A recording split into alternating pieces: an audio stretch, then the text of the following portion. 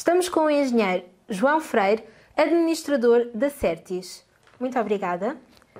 Quais os fatores críticos de sucesso para operar em agricultura biológica, sobretudo para os jovens agricultores? Muito obrigado também pelo convite. Eu queria fazer só uma pequena ressalva, é que a Certis, na qualidade de organismo de controle e certificação, reconhecido pela autoridade competente do Estado-membro de Portugal e acreditado pelo Instituto Português de Acreditação, vai sempre responder no âmbito da certificação, claro que é isso que nos traz aqui hoje, que é muito importante, está bem? Relativamente a isso, a essa pergunta, há 4 pilares que eu acharia fundamentais para um jovem agricultor que vai estar perante um auditor da Certis no âmbito da agricultura biológica. O primeiro pilar seria, fundamentalmente, a avaliação física. O que é que significa a avaliação física? A avaliação física significa que o auditor vai verificar as parcelas no terreno, verificar a cultura que se encontra no terreno, a espécie animal que está no terreno, a composição, a condição corporal, a composição física desses animais, as instalações onde são armazenados os fatores de produção também para essa unidade de produção. Ou seja, o auditor, neste primeiro pilar, vai verificar in loco, in situ, estes vários fatores. O segundo pilar, que eu considero extremamente importante, é a avaliação documental.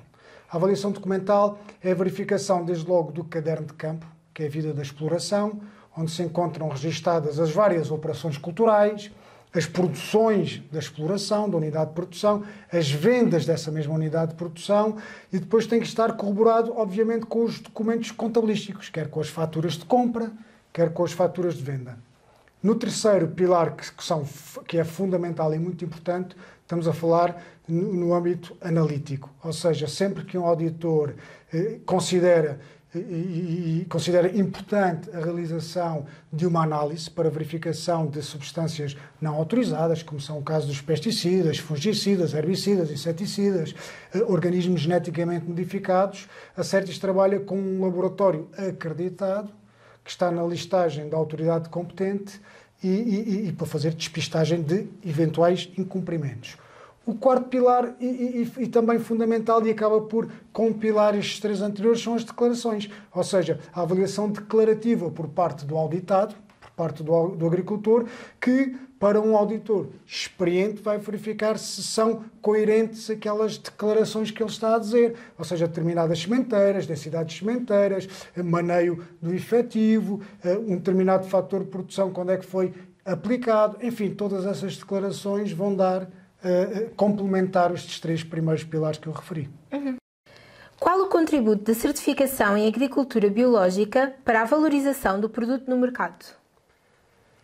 Bom, igualmente no âmbito da certificação, eu acho que uma auditoria, quando corre bem, em conformidade, resulta na certificação. E a certificação vai trazer situações que eu considero extremamente importantes. Desde logo, a proteção do ambiente e a melhoria significativa da fertilidade dos solos a médio e longo prazo. Enquanto a agricultura, hoje em dia, intensiva e superintensiva, através dos fatores de produção, vão alimentar a planta, as necessidades da planta, com a agricultura biológica, com as correções do pH do solo, a melhoria da matéria orgânica, o equilíbrio dos micro e macronutrientes ao nível do solo, vai permitir precisamente, com a médio e longo prazo, melhorar esta fertilidade e elevar claramente também o nível da biodiversidade. Com uma coisa muito importante, que é com a diminuição da toxicidade do solo, porque precisamente não se vão utilizar pesticidas, nomeadamente inseticidas, fungicidas e herbicidas, e a agricultura biológica também promove uma coisa que é muito interessante, que é a utilização de espécies vegetais e animais autóctones, ou seja, que estão habituados à região. E para o cliente e para o consumidor final também permitir os circuitos mais fechados, ou seja, o comércio mais regional. Quais as principais dificuldades e desafios no processo de certificação, sobretudo na fase de instalação? Bom, o processo de certificação inicia-se para um jovem agricultor com o início do pedido de certificação, a apresentação do orçamento com base naquela exploração a dimensão da exploração, a diversidade de componentes vegetais e animais, com a apresentação do orçamento, o custo, o número de auditores, dias que são necessários para auditar essa exploração, a apresentação desse orçamento, em caso de concordância entre as partes, a celebração do contrato e notificação da autoridade competente. A partir daí, eu diria que a maior, eu não diria dificuldade, eu diria desafio por parte do jovem agricultor é cumprir com o regulamento.